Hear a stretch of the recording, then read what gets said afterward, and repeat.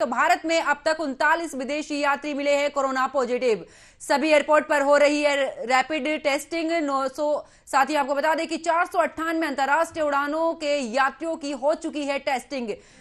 Genome scanning के लिए भेजा गया है सैंपल। तो बड़ी खबर आपको बता रहे, जहां पर एयरपोर्ट पर रैपिड टेस्टिंग की जा रही है। 498 अंतर्राष्ट्रीय उड़ानों के बीच में मरीजों की टेस्टिंग की गई है। बड़ी खबर आपको बता रहे, जहां पर भारत में अब तक 39 विदेशी यात्री मिले हैं कोरोना पॉजिटिव। तो बड़ी खबर, सभी एयरपोर्ट पर रैपिड टेस्टिंग की जा रही है और साथ ही बता दें कि 498 अंतर्राष्ट्रीय उड़ानों के यात्रियों की हो चुकी है टेस्टिंग।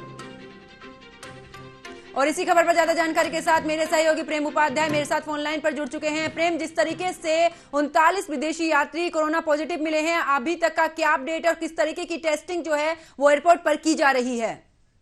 देखिए पंकज, जो चाइना में BF.7 स्ट्रेन मिला है, जो काफी घातक बताया जा रहा है, उसके बाद भारत सरकार ने सभी एयरपोर्ट पर अंतर्राष्ट्रीय उड़ानों से आने वाले यात्रियों की सैंपलिंग 24 दिसंबर से शुरू कर दी थी।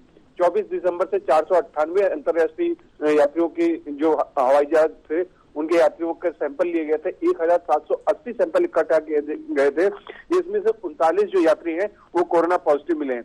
इन सभी के जो सैंपल्स हैं वो जीनोम सीक्वेंसिंग के लिए भेज दिया गया है अब, और उन्हें साथ ही क्वारंटाइन कर दिया गया है, क्योंकि अभी जो स्ट्रेन चल रहा है, विशेषज्ञों का कहना है कि भारत में BB.X जो स्ट्रेन है वो है, और जानकारों का कहना है कि ये इतना घातक नहीं है जो वेव 1 और वेव 2 के दौरान कोरोना से संक्रमण से लोगों की मौतें हुई थी। लेकिन BF.6 ये काफी माफ कीजिए BF.7 काफी खतरनाक माना जा रहा है, जिसने चाइना में तबाही मचा रखी है। वहां पे जो डेड बॉडीज को दफनाने का वेटिंग पीरियड है वो 5 से 6 दिनों का हो गया है, और कई अस्पतालों में लंबी कतारें लगी हुई हैं लाशों की। तो अब माना जा रहा है कि भारत सरकार इस पर काफी सक्रिय है।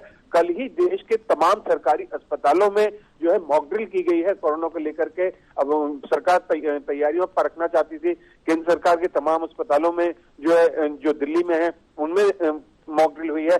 साथ ही सभी राज्यों के जो सरकारी अस्पताल थे उनमें मॉक ड्रिल हुई है। हम भी कल यहाँ पे नोएडा में एक चाइल्ड PGI में गए थे, तो वहां पे भी मॉक ड्रिल की गई है, जिसमें 150 बेड को रिजर्व रखा गया है कोरोना पॉजिटिव के लिए। तो सरकार कहीं ना कहीं काफी जो है सतर्क है, और जो चाइना से आने वाली फ्लाइट्स है उन पर खास तौर पे ध्यान रखा जा रहा है। उसमें जो है रैपिड टेस्टिंग की जा रही है, जिससे ये पता लग सके कहीं वो स्ट्रेन जो BF.7 है वो भारत में किसी जो यात्री है उसको ना हो, क्योंकि अगर ऐसा होता है तो पूरे प्लेन के जो यात्री हैं उनको क्वारंटाइन किया जाएगा। जी पंकज। बिल्कुल, लेकिन प्रेम, जिस तरीके से अगर बात करें कुल मरीजों की, तो क्या भारत के अंदर अब तक कुल कितने मरीज कोरोना पॉजिटिव मिले हैं? क्योंकि नया वेरिएंट ने जो दस्तक दी है, क्या अभी तक कितने मरीजों की अगर संख्या की बात करें तो BF.7 के मिले हैं?